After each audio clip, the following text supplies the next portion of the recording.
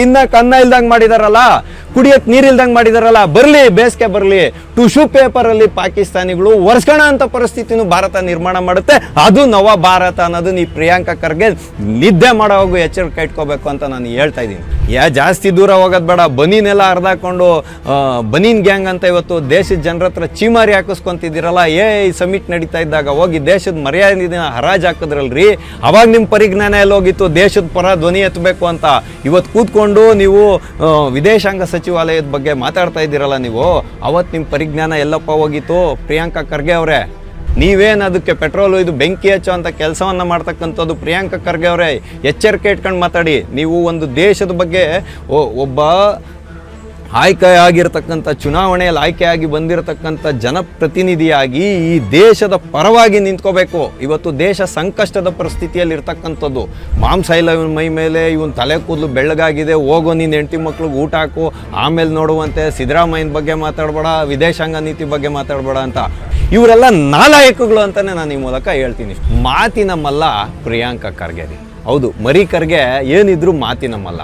ಈತನಿಗೆ ರಾಜಕೀಯದ ಬೇಳೆಯನ್ನು ಬೇಯಿಸ್ಕೊಳೋದು ಬಿಟ್ಟರೆ ಮತ್ತೆ ಹೆಂಗಾದರೂ ಮಾಡಿ ಮೋದಿಯವ್ರ ವಿರುದ್ಧ ಒಂದು ಚೆಂಡನ್ನು ಎಸಿಲಿಲ್ಲ ಅಂತ ಹೇಳಿದ್ರೆ ಈತನಿಗೆ ತಿಂದನ್ನ ಜೀರ್ಣ ಆಗಲ್ಲ ಅನ್ನೋದು ಸುಸ್ಪಷ್ಟವಾಗಿ ಗೊತ್ತಾಗ್ತಿದೆ. ಟಿವಿ ವಿಕ್ರಮದ ಸಮಸ್ತ ವೀಕ್ಷಕರಿಗೆ ಆಟೋವಾಲಾ ಕಾರ್ಯಕ್ರಮಕ್ಕೆ ಆತ್ಮೀಯವಾದ ಸ್ವಾಗತ. ನಾನು ನಿಮ್ಮ ಜಯಂತ್ ಪಾಂಡೆ. ಸ್ನೇಹಿತರೆ, ಆಟೋವಾಲಾ ಕಾರ್ಯಕ್ರಮಕ್ಕೆ ನಾವಿಂದು ಆಯ್ದುಕೊಂಡಂತಹ ವಿಷಯ ಮಾತಿನ ಮಲ್ಲ ಪ್ರಿಯಾಂಕಾ ಖರ್ಗೆ ರೀ. ಹೌದು, ಮರಿ ಖರ್ಗೆ ಏನಿದ್ರು ಮಾತಿನ ಮಲ್ಲ. ಈತನಿಗೆ ರಾಜಕೀಯದ ಬೇಳೆಯನ್ನು ಬೇಯಿಸ್ಕೊಳೋದು ಬಿಟ್ಟರೆ ಮತ್ತೆ ಹೆಂಗಾದರೂ ಮಾಡಿ ಮೋದಿಯವ್ರ ವಿರುದ್ಧ ಒಂದು ಚೆಂಡನ್ನು ಎಸಿಲಿಲ್ಲ ಅಂತ ಹೇಳಿದ್ರೆ ಈತನಿಗೆ ತಿಂದನ್ನು ಜೀರ್ಣ ಆಗಲ್ಲ ಅನ್ನೋದು ಸುಸ್ಪಷ್ಟವಾಗಿ ಗೊತ್ತಾಗ್ತಿದೆ. ಯಾಕೆಂದರೆ ನೀವು ಇವ್ರ ಖಾತೆಯನ್ನು ನೀವು ಫೇಸ್ಬುಕ್ ಖಾತೆಯನ್ನು ಅಥವಾ ಯಾವುದಾದ್ರೂ ನೋಡಿದ್ರೆ ಇವ್ರು ಮಾತಾಡೋ ಮಾತಲ್ಲಿ ಏನಾದರೂ ಅರ್ಥ ಇದೆಯಾ, ಇವ್ರು ಹೇಳ್ತಾ ಇರೋವಂಥ ವಿಚಾರಗಳಲ್ಲಿ ಏನಾದರೂ ಒಂದು ನೈಜತೆ ಇದೆಯಾ ಅನ್ನೋವಂಥದ್ದು ಪ್ರತಿಯೊಬ್ಬ ಸಾಮಾನ್ಯ ಮನುಷ್ಯನಿಗೂ ಗಮನಕ್ಕೆ ಬಂದ್ಬಿಡುತ್ತೆ. ಹಾಗಾಗಿ ನೋಡಿ, ಇವತ್ತು ಯುದ್ಧದ ಕಾರ್ಮೋಡ ಜಗತ್ತಿನ ಮೇಲೆ ಕವದಿರ್ತಕ್ಕಂಥದ್ದು. ಇದರಲ್ಲಿ ಹೇಳಿ ಕೇಳಿ ಬಹಳ ಸೂಕ್ಷ್ಮವಾಗಿ ವೀಕ್ಷಕರಾದ ನೀವು ಅರ್ಥ ಮಾಡ್ಕೊಬೇಕಾಗಿರುವಂಥ ಪ್ರಮುಖವಾದ 3 ವಿಚಾರಗಳು ಅಡಗಿದೆ. ಈ ಇರಾನ್ನ ಮೇಲೆ ಅಮೇರಿಕ ದಾಳಿ ಮಾಡಿದ್ದಕ್ಕೂ, ಇಸ್ರೇಲ್ ದಾಳಿ ಮಾಡಿದ್ದಕ್ಕೂ, ಈಗ ಕಾಂಗ್ರೆಸ್ಸಿಗರು ತಮ್ಮ ಒಡಲ ಉರಿಯನ್ನು ತಡ್ಕೊಳಕ್ಕಾಗದೆ ಮೋದಿಯವ್ರ ಮೇಲೆ ತಿರುಗಿ ಬಿದ್ದಿರೋದಕ್ಕೂ, ಭಾರತದ ವಿದೇಶಾಂಗ ಸಚಿವಾಲಯದ ಮೇಲೆ ಇಲ್ಲ ಸಲ್ಲದ ಆರೋಪವನ್ನು ಮಾಡ್ತಾ ಇರುವಂಥ ಈ ಬೃಹಸ್ಪತಿಗಳು ತಿಳ್ಕೊಬೇಕಾಗಿರೋ ಸೂಕ್ಷ್ಮ 3 ಸಂಗತಿಗಳಿದೆ. ಇದನ್ನು ಅರ್ಥ ಮಾಡ್ಕೊಂಡ್ರೆ ಸಾಕು, ಭಾರತೀಯ ನಿಟ್ಟುರಿಸಿದ್ರು ಬಿಟ್ಟು ನೆಮ್ಮದಿಯ ನಿದ್ದೆಯನ್ನು ಮಾಡ್ತಾನೆ. ಏನಪ್ಪ ಅದು 3 ಸಾಮಾನ್ಯವಾದ 3 ವಿಷಯ ಒಂದು ಸಣ್ಣ ಮಗುಗೂ ಗೊತ್ತಾಗ್ಬಿಡುತ್ತೆ. ನೋಡಿ, ಇವಾಗ ನನ್ನ ಹಲವಾರು ಜನ ನೀವು ಕಾಮೆಂಟ್ಸ್ ಮಾಡ್ತಾ ಇರ್ತೀರಾ, ಇವನಿಗೂ ಏನೂ ಗೊತ್ತಿಲ್ಲ, ವಾಟ್ಸಪ್ ಯೂನಿವರ್ಸಿಟಿ, ಮಾಂಸ ಇಲ್ಲ ಇವನ ಮೈ ಮೇಲೆ, ಇವನ್ ತಲೆ ಕೂದಲು ಬೆಳ್ಳಗಾಗಿದೆ, ಹೋಗೋ ನೀನು ಹೆಂಡತಿ ಮಕ್ಳಿಗೆ ಊಟ ಹಾಕು, ಆಮೇಲೆ ನೋಡುವಂತೆ, ಸಿದ್ದರಾಮಯ್ಯನ ಬಗ್ಗೆ ಮಾತಾಡಬೇಡ, ವಿದೇಶಾಂಗ ನೀತಿ ಬಗ್ಗೆ ಮಾತಾಡಬೇಡ ಅಂತ.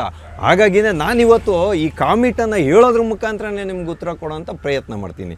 ನೋಡಿ, ನಾನು ಇವಾಗ ಅತ್ಯಂತ ತೀರಾತಿ ಸರ್ವೇ ಸಾಮಾನ್ಯವಾಗಿರುವಂಥ ಆಟೋ ಚಾಲಕ. ಈ ಯುದ್ಧದ ಪರಿಸ್ಥಿತಿಯಲ್ಲಿ ನನಗೆ 3 ಪ್ರಮುಖ ಅಂಶಗಳಲ್ಲಿ ಗಮನಕ್ಕೆ ಬರ್ತಿದೆ, ಅರಿವಾಗೋಗಿದೆ ಸಂಪೂರ್ಣವಾಗಿ. ವಿದ್ಯಮಾನಗಳೇನು ನಡೀತಿದೆ ಅದನ್ನು ನೋಡೋವಾಗೆ ಅರಿವಾಗುತ್ತೆ. ಆದರೆ ಕಾಂಗ್ರೆಸ್ನ ಧುರೀಣರಿಗೆ, ಮಹಾನ್ ನಾಯಕರಿಗೆ, ಈ ದೇಶವನ್ನು 60 ವರ್ಷ ಮುನ್ನಡೆಸಿದಂಥ ಪಾರ್ಟಿಗೆ ಮಾತ್ರ ಇದು ಯಾವ ಕಾರಣಕ್ಕೂ ಅರ್ಥ ಆಗಲ್ಲ.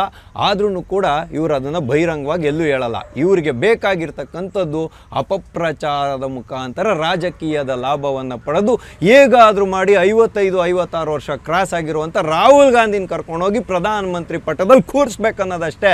ಇವರೆಲ್ಲ ನಾಲಾಯಕಗಳು ಅಂತಲೇ ನಾನು ಈ ಮೂಲಕ ಹೇಳ್ತೀನಿ ವೀಕ್ಷಕರೇ. ನೋಡಿ, ಮೊಟ್ಟ ಮೊದಲನೆಯದಾಗಿ ಈಗ ಇಸ್ರೇಲು ಮತ್ತು ಅಮೇರಿಕ ಇರಾನ್ನ ಮೇಲೆ ದಾಳಿ ಮಾಡಿರುವಂಥ ಹಿನ್ನೆಲೆಯಲ್ಲಿ ಮೂರು ಸೂಕ್ಷ್ಮ ಸಂಗತಿಗಳು ಯಾವುದು ಅಂತ ಹೇಳಿದ್ರೆ, ಮೊಟ್ಟ ಮೊದಲನೆಯದಾಗಿ ಇಸ್ರೇಲ್ಗೆ ತನ್ನ ಉಳಿವಿನ ಪ್ರಶ್ನೆ ಎದುರಾಗಿರ್ತಕ್ಕಂಥದ್ದು. ಅಂದರೆ ಡೂ ಆರ್ ಡೈ ಅನ್ನುವಂತಹ ಸಂಕಷ್ಟ ಪರಿಸ್ಥಿತಿಯಲ್ಲಿ ಇಸ್ರೇಲ್ ಇರ್ತಕ್ಕಂಥದ್ದು. ಹೇಳಿ ಕೇಳಿ 400 ವರ್ಷಗಳ ಕಾಲ ಅಸ್ತಿತ್ವವೇ ಇಲ್ಲದಂಥ ಒಂದು ದೇಶ ಎಲ್ಲೆಲ್ಲೋ ಪಾಪ ವಿದೇಶಗಳಲ್ಲಿ ಬದುಕಿ ಒಂದು ಅಸ್ತಿತ್ವವನ್ನು ಕಂಡುಕೊಂಡ್ರು, ತಮ್ಮ ಮಾತೃಭೂಮಿಗೆ ಬಂದರು. ಆದರೆ ಇಲ್ಲಿರ್ತಕ್ಕಂಥದ್ದು ದಾಯಾದಿ ಕಲಹ. ಅಂದರೆ ನೀವು ನೋಡಿ, ಈಗ ಇಸ್ರೇಲು ಒಂದು ರಣತಂತ್ರವನ್ನು ಯಾವಾಗಲೂ ಅನುಸರಿಸುತ್ತೆ. ಏನದು ಅಂತ ಹೇಳಿದ್ರೆ ಶತ್ರುವನ್ನು ಬೆಳಿಲಿಕ್ಕೆ ಬಿಡೋದು, ಅವನು ಇನ್ನೇನು ನಮ್ಮ ಮೇಲೆ ಆಕ್ರಮಣವನ್ನು ಮಾಡಲಿಕ್ಕೆ ಮುಂದಾಗ್ತಾನೆ ಅನ್ನುವಂಥ ಒಂದು ಸ್ಟ್ರಾಟಜಿಕ್ ಪಾಯಿಂಟಲ್ಲಿ ಅವನ್ನ ಹೊಡೆದು ಮುಗಿಸೋದು. ಅಂದರೆ ಶತ್ರುವನ್ನು ನಿರ್ನಾಮ ಮಾಡಲ್ಲ, ಅವನ್ನ ಬೆಳಿಲಿಕ್ಕೆ ಬಿಡದೇ ಇರತಕ್ಕಂಥದ್ದು. ಅಪಾಯ ತನ್ನ ದೇಶದ ಮೇಲೆ ಯಾವಾಗ ಎರಗಿ ಬರುತ್ತೋ ಅದರ ಮುನ್ಸೂಚನೆಯನ್ನು ಅರಿತು ಅದಕ್ಕೆ ಕಡಿವಾಣ ಹಾಕುವಂಥ ಕೆಲಸವನ್ನು ಇಸ್ರೇಲ್ ಇಲ್ಲಿ ಮಾಡ್ತಾಯಿದೆ.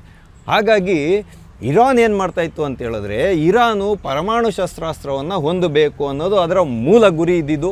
ಅದಕ್ಕೆ ಇರಾನ್ ಯಾಕೆ ಪರಮಾಣು ಶಸ್ತ್ರಾಸ್ತ್ರವನ್ನು ಹೊಂದಬೇಕು ಅಂದರೆ ಇಸ್ರೇಲನ್ನು ದಮನ ಮಾಡಬೇಕು, ಇಸ್ರೇಲನ್ನು ನಿರ್ನಾಮ ಮಾಡಬೇಕು ಅನ್ನೋದು ಇರಾನ್ನ ಗುರಿ.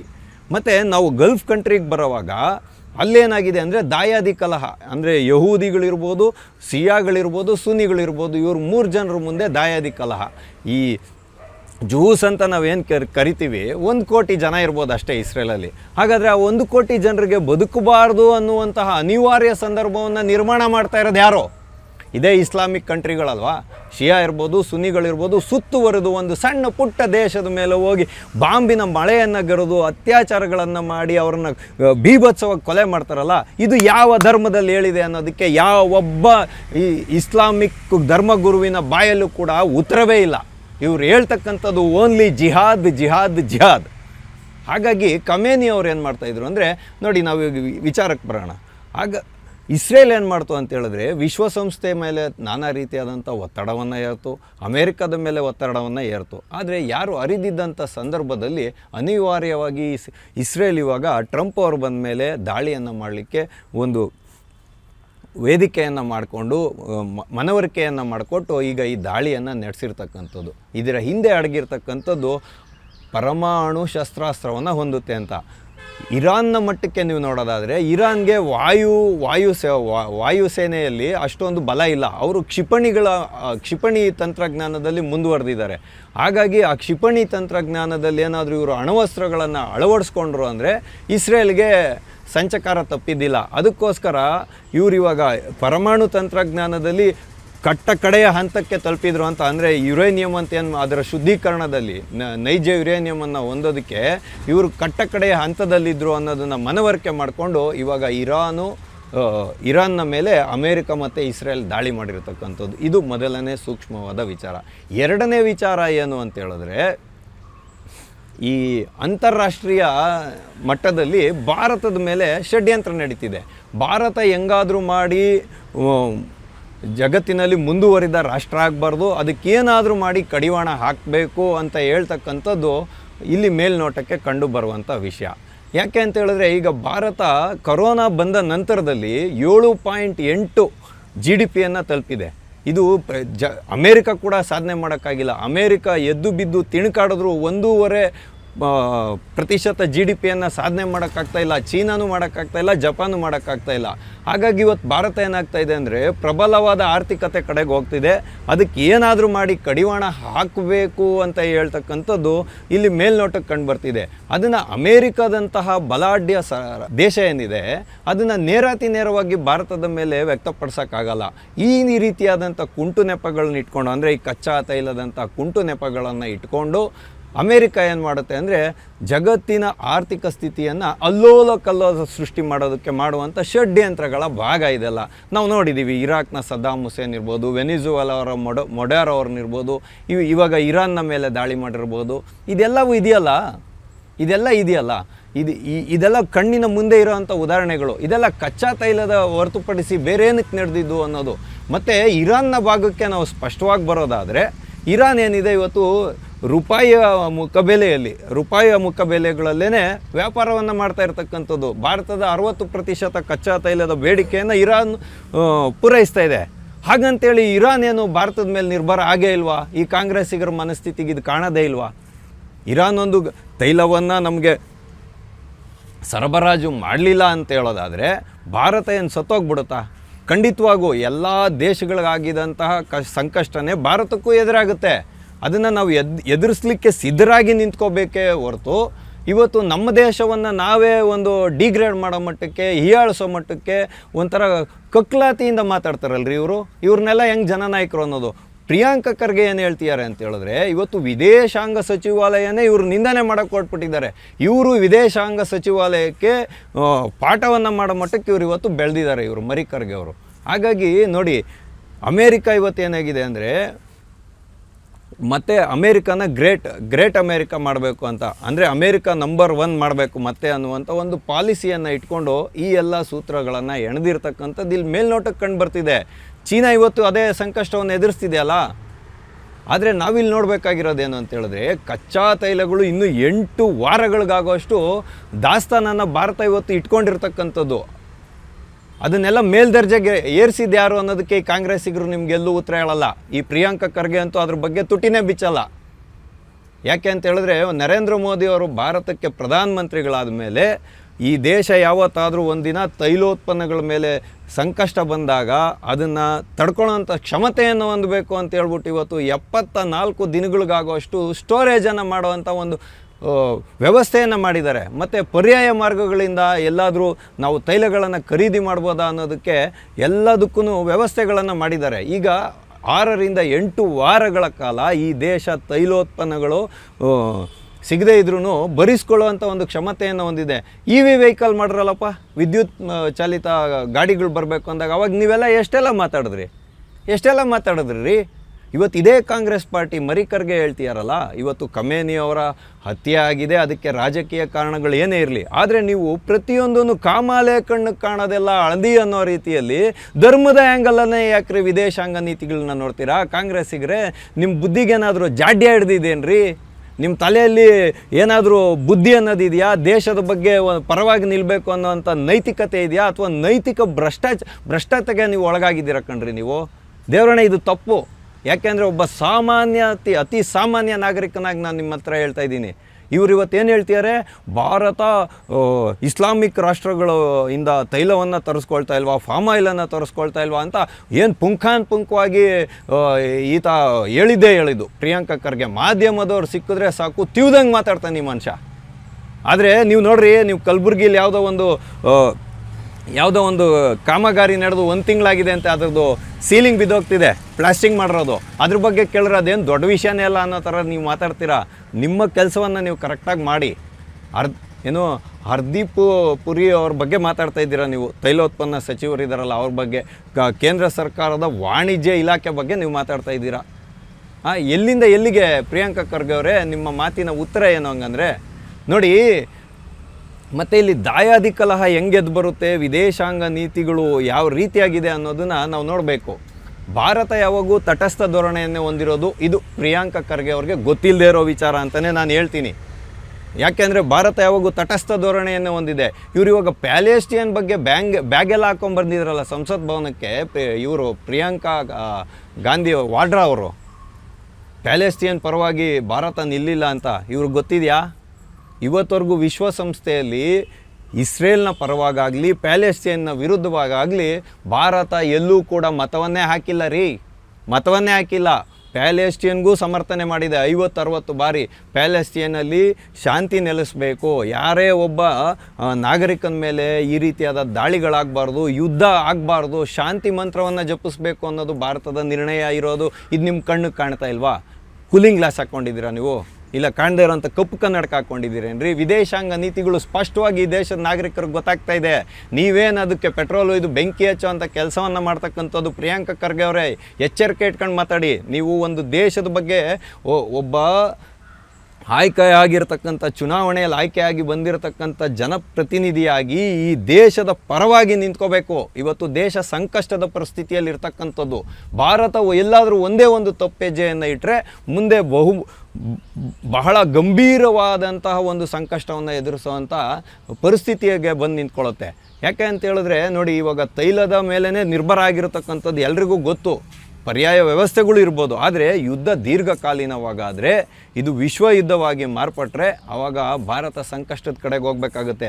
ಹಾಗಾಗಿ ಈ ದೇಶದಲ್ಲಿ ಇವತ್ತು ಎಲ್ಲ ಪಕ್ಷಗಳು ಪಕ್ಷಾತೀತವಾಗಿ ದೇಶದ ಪರವಾಗಿ ನಿಂತ್ಕೋಬೇಕು. ಅವತ್ತು ಪ್ರಧಾನಮಂತ್ರಿಗಳ ಬಗ್ಗೆ ದೂಷಣೆಯನ್ನು ಮಾಡಬೇಕಾ? ಇವ್ರು ಕೂತ್ಕೊಂಡು ದೋಷವನ್ನು ಹುಡುಕ್ತೀರಾ, ಲೋಪವನ್ನು ಹುಡುಕ್ತಿರಲ್ರಿ?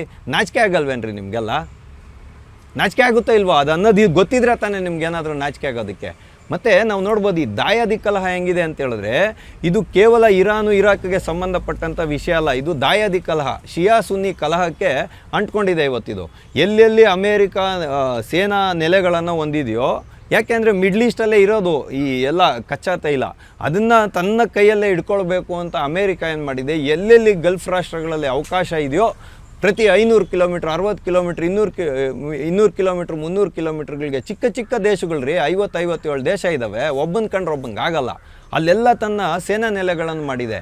ಇರಾನ್ ಏನು ಮಾಡ್ತಿದೆ ಅಂತ ಹೇಳಿದ್ರೆ ಈ ಎಲ್ಲ ಸೇನಾ ನೆಲೆಗಳನ್ನ ಹೊಡಿತಿದೆ ಇವತ್ತು, ಈ ಎಲ್ಲ ಸೇನಾ ನೆಲೆಗಳನ್ನ ಹೊಡಿತಿದೆ, ಇಸ್ರೇಲ್ನ ಮೇಲೆ ದಾಳಿ ಮಾಡ್ತಿದೆ. ಅಂದರೆ ಸೋತ್ರೂ ಪರವಾಗಿಲ್ಲ ಸತಾಯಿಸಿ ಸಾಯಬೇಕು ಅಂತ ಹೇಳುವಂಥ ಮಟ್ಟಿಗೆ ಇವತ್ತು ಇರಾನು ಬಂದು ನಿಂತಿರ್ತಕ್ಕಂಥದ್ದು.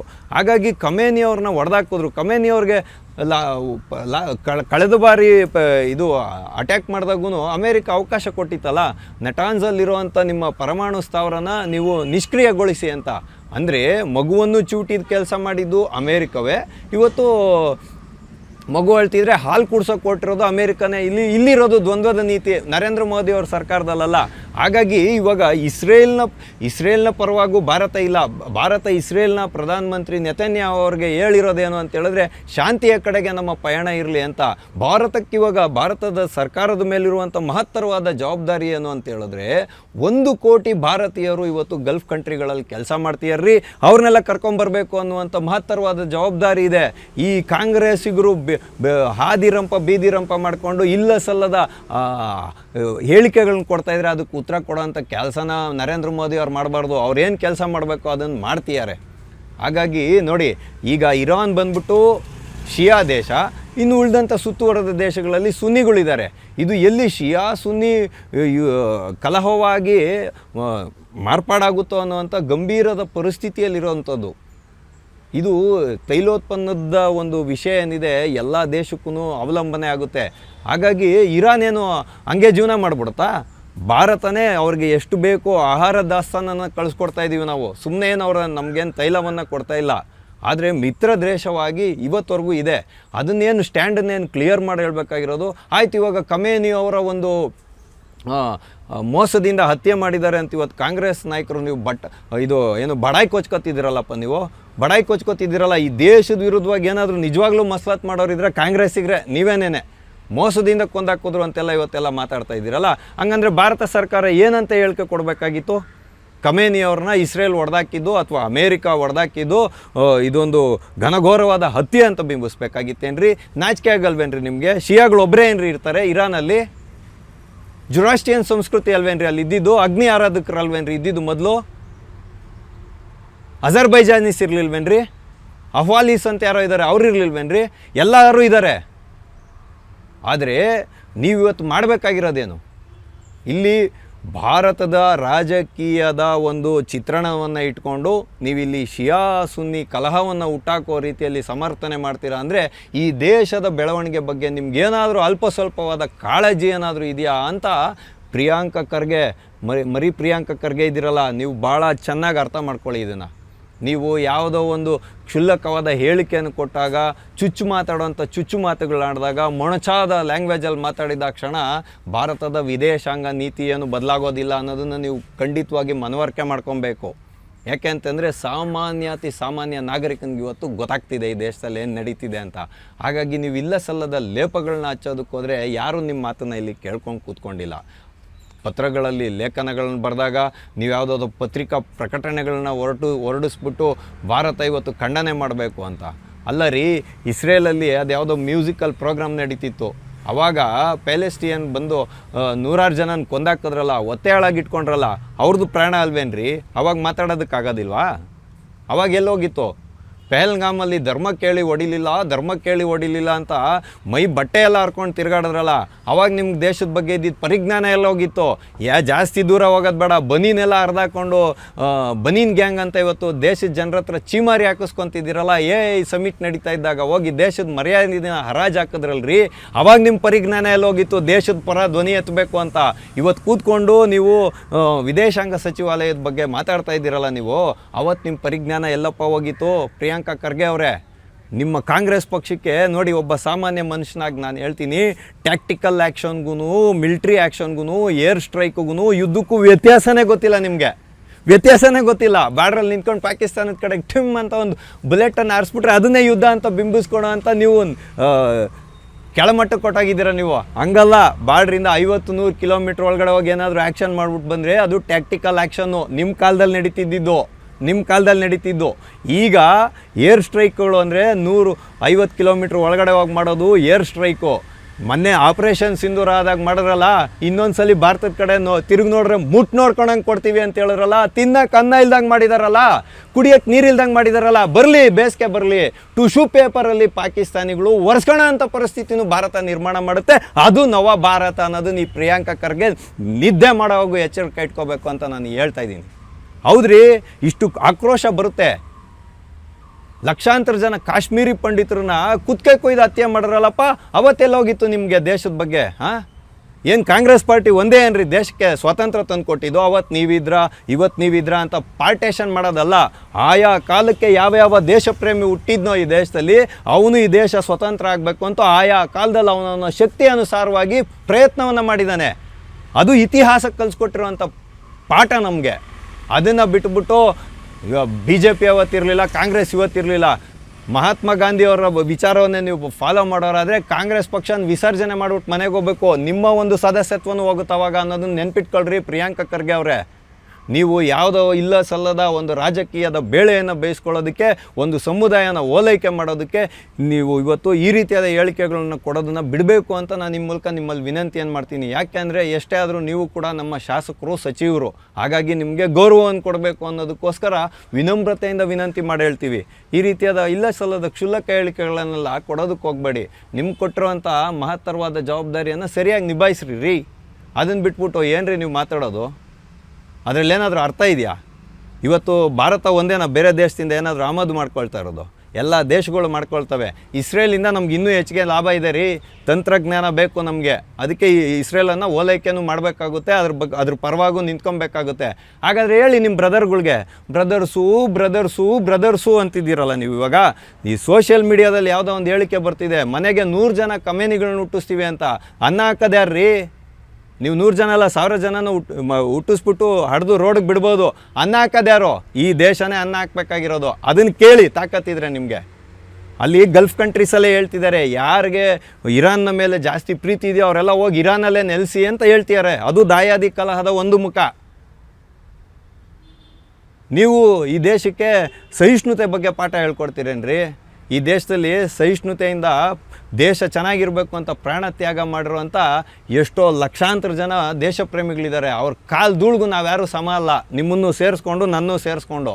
ಆದರೆ ಈಗಿನ ಕಾಲದ ಅನಿವಾರ್ಯತೆಗಳೇನಿದೆ ಅದನ್ನಷ್ಟೇ ನಾವು ಮಾತಾಡೋಣ. ಹಾಗಾಗಿ ಇದು ಭಾರತವನ್ನು ಹಿಂದಕ್ಕೆ ತರಬೇಕು ಅನ್ನುವಂಥ ಪ್ರಶ್ನೆ ಷಡ್ಯಂತ್ರ ಅಂತಾರಾಷ್ಟ್ರೀಯ ಮಟ್ಟದಲ್ಲಿ ನಡೀತಾ ಇದ್ದರೆ, ಅಳಿವು ಉಳಿವಿನ ಪ್ರಶ್ನೆ ಇಸ್ರೇಲ್ದಾಗಿದ್ದರೆ ಕಾಂಗ್ರೆಸ್ ಪಾರ್ಟಿ ಮಾತ್ರ ರಾಜಕೀಯದ ಬೇಳೆಯನ್ನು ಬೇಯಿಸ್ಕೊಳ್ಳೋದ್ರಲ್ಲಿ ಇದಾಗೋಗಿದೆ. ರಾಜಕೀಯದ ಬೇಳೆಯನ್ನು ಬೇಯಿಸ್ಕೊಳ್ಳೋದ್ರಲ್ಲಿ ನಿರತವಾಗಿದೆ. ಹಾಗಾಗಿ ನೋಡೋಣ, ನಾವು ಈ ಯುದ್ಧ ಅನ್ನೋದು ಇಲ್ಲೇ ಕೊನೆ ಆಗಬೇಕು. ಯಾಕೆ ಅಂತ ಹೇಳಿದ್ರೆ, ಇವಾಗ ಕೊನೆ ಆಗಿಲ್ಲ ಅಂತ ಹೇಳಿದ್ರೆ ಇದು ಮುಂದೆ ಏನಾಗುತ್ತೆ ಅಂತ ಹೇಳಿದ್ರೆ ಭೀಕರ ಯುದ್ಧವಾಗಿ ಮುಂದುವರೆದ್ರೆ ಜಗತ್ತು ಅನಿವಾರ್ಯ ಸಂದರ್ಭದಲ್ಲಿ ವಿಶ್ವ ಯುದ್ಧನ ಎದುರಿಸುವಂಥ ಕಾರ್ಮೋಡ ಸೃಷ್ಟಿಯಾಗುತ್ತೆ. ಅದರಿಂದ ಯಾವ ದೇಶಕ್ಕೂ ಒಳ್ಳೆಯದಲ್ಲ. ಹಾಗಾಗಿ ನಮ್ಮ ದೇಶದ ಕಾಂಗ್ರೆಸ್ ನಾಯಕರು, ಅದರಲ್ಲಿ ಎಕ್ಸ್ಪೆಷಲಿ ಮರಿ ಖರ್ಗೆ ಅವರು ಈ ದೇಶದ ಪರ ನಿಂತ್ಕೋಬೇಕು. ಜಾತ್ಯತೀತತೆಯ ಬಡಾಯಿಯನ್ನು ಕೊಚ್ಕೊಳೋದನ್ನು ಬಿಟ್ಟು, ಓಲೈಕೆಯ ಬಡಾಯಿ ಕೊಚ್ಕೊಳೋದನ್ನು ಬಿಟ್ಟು, ದೇಶದ ಪರವಾಗಿ ದೇಶದ ಜನರಿಗೆ ಒಬ್ಬ ನಾಯಕನಾಗಿ ನೀನು ಹೇಳಬೇಕಾಗಿರೋ ಉತ್ತರ ಏನು ಅಂತ ಹೇಳಿದ್ರೆ, ಇವತ್ತು ನೀವು ದೇಶದ ಜನರಿಗೆ ತುಂಬಬೇಕಾಗಿರೋ ಧೈರ್ಯ ಏನು ಅಂತ ಹೇಳಿದ್ರೆ, ನೋಡ್ರಪ್ಪ ಯುದ್ಧ ಆಗ್ತಿದೆ, 74-75 ದಿನಕ್ಕಾಗೋಷ್ಟು ದಾಸ್ತಾನು ನಮ್ಮ ಹತ್ರ ಇದೆ. ಅನಿವಾರ್ಯ ಸಂದರ್ಭದಲ್ಲಿ ಯುದ್ಧ ಮುಂದುವರೆದು ಏನಾದರೂ ಇದಾಯಿತು ಅಂದರೆ, ತೈಲೋತ್ಪನ್ನಗಳು ಸಿಗದೇ ಇದ್ದಂಗಾದರೆ ನೀವು ತೈಲದ ವೆಚ್ಚವನ್ನು ಕಡಿಮೆ ಮಾಡಿ, ಗಾಡಿಗಳ ಉಪಯೋಗದನ್ನು ಕಡಿಮೆ ಮಾಡಿ, ತೈಲದ ದರಗಳು ಏರಿಕೆ ಆದರೆ ಸರ್ಕಾರದ ಜೊತೆಯಲ್ಲಿ ನಿಂತ್ಕೊಂಡು ಖರೀದಿಯನ್ನು ಮಾಡಿ, ದೇಶದ ಪರವಾಗಿ ನಿಂತ್ಕೊಳ್ಳಿ ಅಂತ ಹಿತನುಡಿಗಳನ್ನ ಹೇಳಬೇಕಾಗಿರುವಂಥ ಮನುಷ್ಯ ನೀನು ಇವತ್ತು ಕೂತ್ಕೊಂಡು ದೇಶದ ವಿದೇಶಾಂಗದ ಇಲಾಖೆ ಬಗ್ಗೆ ಮಾತಾಡ್ತೀರಾ ಅಂತ ಹೇಳಿದ್ರೆ ನಿಮ್ಗೇನಾದರೂ ನಾಚಿಕೆ ಮಾನ ಮರ್ಯಾದೆ ಇದೆಯೇನ್ರಿ? ಇಂಥ ಪಾಠ ಹೇಳ್ಕೊಡ್ರಿ ಜನಕ್ಕೆ. ಇವತ್ತೆಲ್ರಿಗೂ ಅರ್ಥ ಆಗುತ್ತೆ. ಇವತ್ತು ಎಲ್ಲರೂ ಎಲ್ಲವನ್ನು ಒಂದು ಪತ್ರಿಕೆಯಿಂದ ಹಿಡಿದು, ಮಾಧ್ಯಮದಿಂದ ಹಿಡಿದು, ವಿಶ್ಲೇಷಣೆಗಳಿಂದ ಹಿಡಿದು ಎಲ್ಲರೂ ನೋಡ್ತಾರೆ. ಇಂಥ ಪಾಠನ ಹೇಳ್ಕೊಡೋದನ್ನು ಕಲೀರಿ. ಅರ್ಥ ಆಯ್ತಲ್ವಾ? ಅದು ಬಿಟ್ಬಿಟ್ಟು ಯುದ್ಧ ಯುದ್ಧ ಯುದ್ಧ ಯುದ್ಧ ಎಲ್ರಿ ಯುದ್ಧ ಮಾಡಿದೆ ಭಾರತ? ಯುದ್ಧ ಮಾಡದೆ ಯುದ್ಧ ಗೆಲ್ಲೋ ಅಂಥ ಒಂದು ಸ್ಥಿತಿಯನ್ನು ಇವತ್ತು ಭಾರತ ಗಳಿಸ್ಕೊಂಡಿರೋದು. ಅದಕ್ಕೆ ಇವತ್ತು ಪಾಕಿಸ್ತಾನ ಟಿಶ್ಯೂ ಪೇಪರ್ ಹುಡ್ಕೋ ಅಂಥ ಪರಿಸ್ಥಿತಿ ಬಂದಿರೋದು. ಹೋಗಿ ನೋಡ್ಕೊಂಬನ್ನಿ ನೀವು. ಆ ಕಡೆಯಿಂದ ಬಲೂಚಿಸ್ತಾನದವರು, ಈ ಕಡೆಯಿಂದ ಅಫ್ಘಾನಿಸ್ತಾನದವರು ಹೊಡಿತೀಯಾರು ಹಾಕ್ಕೊಂಡು. ಅದನ್ನು ಹೇಳಿ ಸ್ವಲ್ಪ. ಹಂಗಾಗಿ ಬದುಕಲು ಬಿಡು ಅಂತ ಹೇಳ್ತಕ್ಕಂಥದ್ದು ಭಾರತದ ಒಂದು ಸಿದ್ಧಾಂತ. ಬದುಕಬೇಕು. ಇಸ್ರೇಲಲ್ಲಿರುವಂಥ 81 ಕೋಟಿ ಜನ ಏನು ಜೂಸ್ ಇದ್ದಾರೆ, ಅವ್ರನ್ನೂ ಬದುಕಕ್ಕೆ ಬಿಟ್ಟಾಗಲ್ವೇನ್ರಿ ಧರ್ಮ ಅಂತ ಒಪ್ಪಕ್ಕಾಗೋದು? ನಿಮ್ಮ ಹಿತವಚನಗಳೇನಾದರೂ ಇದ್ದರೆ ನಿಮ್ಮ ಬ್ರದರ್ಸ್ ಕೇಳ್ರಿ, ನಿಮ್ಮ ಬ್ರದರ್ಸ್ ಕೇಳಿ. ಅದು ಬಿಟ್ಬಿಟ್ಟು ದೇಶದ ವಿರುದ್ಧ ನೀವು ಈ ರೀತಿ ಕ್ಷುಲ್ಲಕವಾಗದಂಥ ಹೇಳಿಕೆಗಳನ್ನ ಕೊಡಬಾರ್ದು ಅಂತ ಹೇಳೋದ್ರ ಮುಖಾಂತರ ಇಂದಿನ ಆಟೋವಾಲ ಕಾರ್ಯಕ್ರಮವನ್ನು ನಾವು ಮುಗಿಸ್ತಾ ಇದ್ದೇವೆ. ಮುಂದೆ ಇಂತಹದ್ದೇ ಒಂದು ಕುತೂಹಲಕಾರಿಯಾದ ವಿಷಯದೊಂದಿಗೆ ನಾವೆಲ್ಲರೂ ಮತ್ತೆ ಭೇಟಿಯಾಗೋಣ. ಅಲ್ಲಿವರೆಗೂ ಟಿ ವಿ ವಿಕ್ರಮವನ್ನು ಸಬ್ಸ್ಕ್ರೈಬ್ ಮಾಡುವುದರ ಮುಖಾಂತರ, ನಿಮ್ಮ ಸದ್ವಿಚಾರಗಳನ್ನು ಕಾಮೆಂಟ್ ಮಾಡುವುದರ ಮುಖಾಂತರ ಹಾಗೂ ಶೇರ್ ಮಾಡುವುದರ ಮುಖಾಂತರ ನಮ್ಮನ್ನು ಪ್ರೋತ್ಸಾಹಿಸಿ. ಟಿವಿ ವಿಕ್ರಮ, ದೇಶ ನಿಮ್ಮ ಕೈಯಲ್ಲಿ. ಈ ಕಾರ್ಯಕ್ರಮ ನಿಮಗೆ ಇಷ್ಟ ಆಗಿದ್ದಲ್ಲಿ ಲೈಕ್, ಶೇರ್ ಹಾಗೂ ಕಮೆಂಟ್ ಮಾಡಿ. ಟಿವಿ ವಿಕ್ರಮದ ಕಾರ್ಯಕ್ರಮಗಳನ್ನು ನಿರಂತರವಾಗಿ ವೀಕ್ಷಿಸಲು ಸಬ್ಸ್ಕ್ರೈಬ್ ಮಾಡಿ, ಬೆಲ್ ಐಕನ್ ಒತ್ತಿ.